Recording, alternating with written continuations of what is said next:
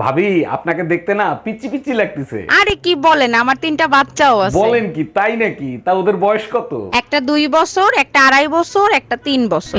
ও আচ্ছা। উফ, সুন্দরী মেয়ে দেখলেই অসভ্যতামি শুরু হয়ে যায়। কি হয়েছে? আরে আমার ফোনের ব্যালেন্স শেষ হয়ে গেছিল, নেট প্যাকও ছিল না, তোমার সাথে কন্ট্যাক্টও করতে পারিনি। নিজেই গেছি দোকানে রিসার্চ করানোর জন্য, 300 টাকাও দিলাম। এরপর জানো দোকানদার আমার নাম্বার চাচ্ছে। কত বড় সাহস!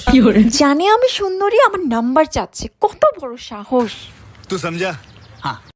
তারপর? তারপর আর কি, আমিও কি কমিস পান নাকি? আমিও ভুল নাম্বার দিয়ে দিছি। কিন্তু জান, এখনো টাকা কেন আসলো না? Women. ঠিক আছে, তুমি যাও, আমি দেখতেছি। একটু তাড়াতাড়ি দেখো তো, অনেকক্ষণ হয়ে গেছে, টাকা কেন আসে না?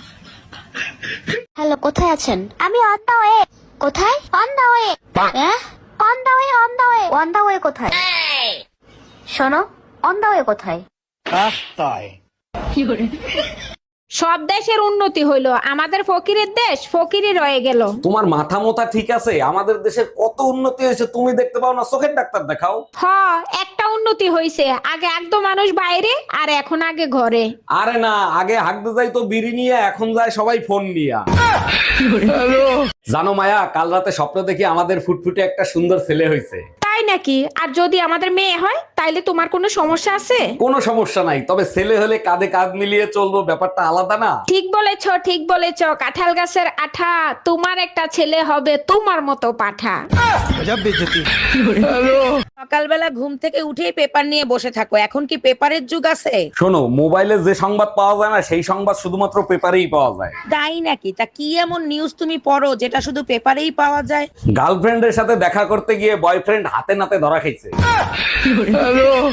ও আম্মা, আমাগো কাপড় ছিঁড়া গেছে গা, চলেন মার্কেটে যাই, আমাগো কাপড় কিনা দিবেন। টেয়া শেষ, আমার কাছে কোনো টেয়া পয়সা নাই। খিদা লাগছে, সাইডে বাদ দাও। ভাতও শেষ, ভাত নাই।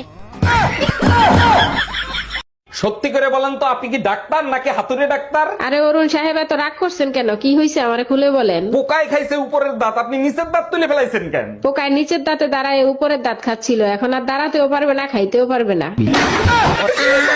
হ্যালো। এই কোথায় তুমি? তুমি যেখানেই থাকো এই মুহূর্তে বাসায় চলে আসো। কেন, কি হয়েছে? কেউ মারা গেছে নাকি? আরে কেউ মরে নাই, পাশের বাসার ভাবির ছেলে হইছে। পাশের বাড়ির ভাবির ছেলে হয়েছে, তা আমি কি করবো? এসে নাচবো? ছেলের চেহারার সাথে ভাইয়ের চেহারার কোনো মিল নাই, তাই তোমাকে ডাকতিছে।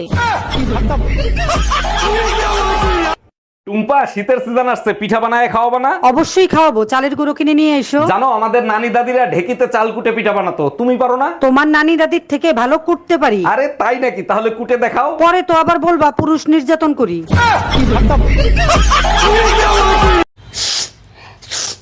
আরে ময়নার মা, কি হয়েছে? কাঁদতেছো কেন? মেম সাহেব আমারে মারছে। আরে সে তো আমারে প্রতিদিন মারে, আমি কি কাঁদি? তা কি কারণে মারছে? সকাল থেকে আমার উপর খালি রাগ দেখাচ্ছে আর বকা দিয়ে যাচ্ছে। ও আচ্ছা, তা তুমি কি বলছো? আমি শুধু এই কথাটাই বলছি যে দেখেন ম্যাম সাহেব, আমি আপনার চাকর, আপনার জামাই না।